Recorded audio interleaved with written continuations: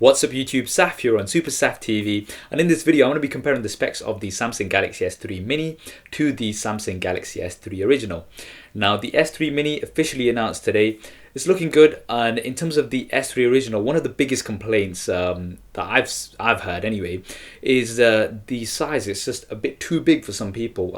I've personally been using it for some time now. I've had it, absolutely love it. And in terms of size, it's been okay for me.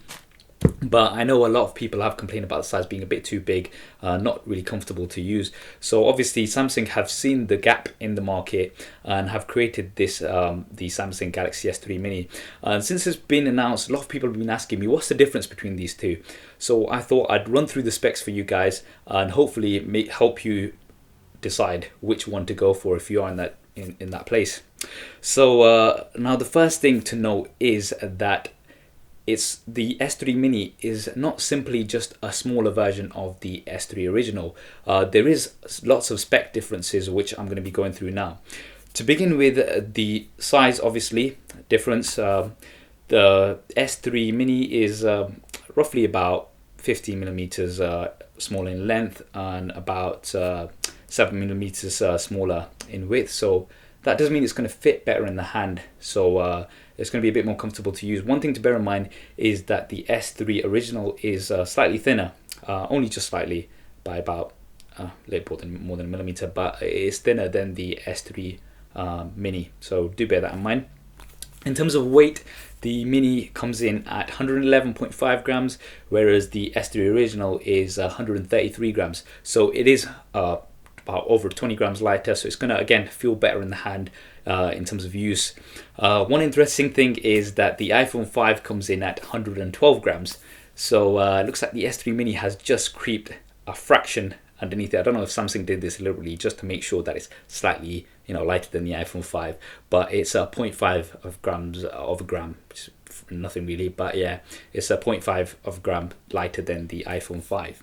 In terms of screen size, the S3 Original 4.8 inches screen. The Mini has a 4-inch screen, so obviously a smaller screen there. A lot of people find that a little bit more practical. It's entirely up to you. Personally, I've not had a problem with the larger screen, as I mentioned. The screen resolution, now both have a Super AMOLED capacitive touchscreen with 60 million colors. The difference is that the Mini has a 480 by 800 pixels display.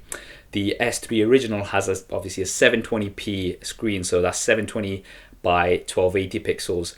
The S3 Original also has a 306 ppi pixel density. The Mini has a 233 ppi pixel density. Now that basically means how many pixels are there per inch, and obviously the more pixels there are, the more sharper and crisper the image is going to be on screen. So the S3 Original is going to give you a better image on screen as well, so do bear that in mind. In terms of the processor, the S3 Original obviously 1.4 gigahertz quad core processor. The Mini only has a dual core 1 gigahertz processor. So now obviously in terms of performance you'd have to try it out, but on paper the S3 Original has a much faster processor. Now in my experience of using it, it is crazy fast. I mean, I've never had any issues in terms of performance and speed. It's been absolutely great. It'll be interesting to see what the S3 Mini does in terms of performance, because I believe the S2 was about 1.2 gigahertz dual core, so that's interesting there. So it's not going to be as fast.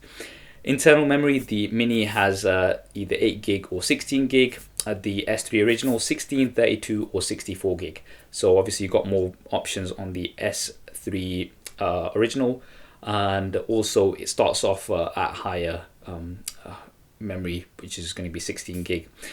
Card slots, both have micro SD card slots, and the Mini is going to allow a maximum of 32 gigabytes micro SD, and the S3 Original is 64 gigabytes. So we've got expandable storage almost double on the S3 Original. In terms of RAM, both have 1 gigabytes of RAM, so not a huge difference there. Camera, the S3 Mini has a 5 megapixel camera. The S3 Original has 8 megapixels, so you're going to get a better quality camera there. And in video, the S3 Mini can only do 720p at 30 frames a second as a maximum. The S3 original 1080p at 30 frames a second. So I don't know how important that is to many people out there. For me, I do like my video to be 1080p when I'm filming on the S3. So again, it's entirely up to you there. The front-facing camera, the Mini only has a VGA camera, so the front-facing camera is just going to give you standard quality.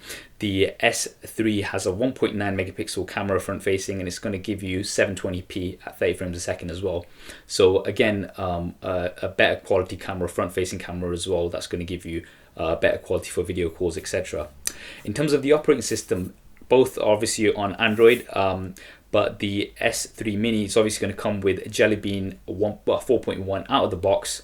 Now the Samsung Galaxy S3 original, which I have as well, I'm still waiting for the Jelly Bean update, which is pretty annoying because it's been around for some time now. So obviously you're going to wait till Samsung actually gets that through. But the S3 Mini is going to come with that out of the box, so that's an advantage. In terms of the battery life, the S3 Mini has a 1500 mAh battery. The S3 original has a 2100 mAh battery, so obviously a bigger battery on the S3 original. However, the one thing to bear in mind is that the S3 Mini is not, the processor isn't as demanding as the S3 original, so you may actually get a decent performance on the battery life. The S3 original, which I have, I love the battery life on it. I think it's absolutely fine. It does give me a good bit of usage out of the phone before I need to charge again. So hopefully the S3, but obviously in terms of performance, we'd have to try it out in hand. Price, not fully confirmed, but we're looking at around about £300 for the S3 Mini in the UK, or between $350 to $430, I believe, in US. And the S3 original currently is going for about £430, or I think it's going to be about $600 roughly in the US. So roughly speaking, 25% cheaper. The S3 Mini SIM-free is going to be 30% cheaper. Contracts obviously vary, so you're going to get a bit more of a budget phone. Still slightly obviously on the higher end, but it's going to be a cheaper phone for you, bearing in mind that the specs have been cut down.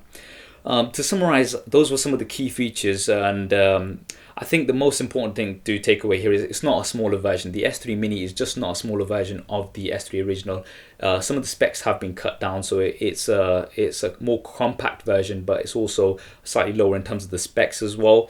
Now I know it will appeal to some. I think that market is there of a lot of people who wanted to go for the S3 original, but thought it was a bit too big. I think a lot of females especially don't like that huge size phone, and they want something a bit more compact. And obviously a lot of other people who want that compact size and don't really like having such a large screen. So I think it is going to appeal to quite a few people. What are your views on it? Let me know. Drop me a comment below. Would you go for it? And if I do get hold of one, I will do a full review and I'll do a proper comparison with my current S3 as well as the S3 Mini. Hope you enjoyed this video. If you did, please do hit that thumbs up button. It really does help me out. And do subscribe to the channel as well. I really appreciate it. This is Saf on Super Saf TV, and I'll see you next time.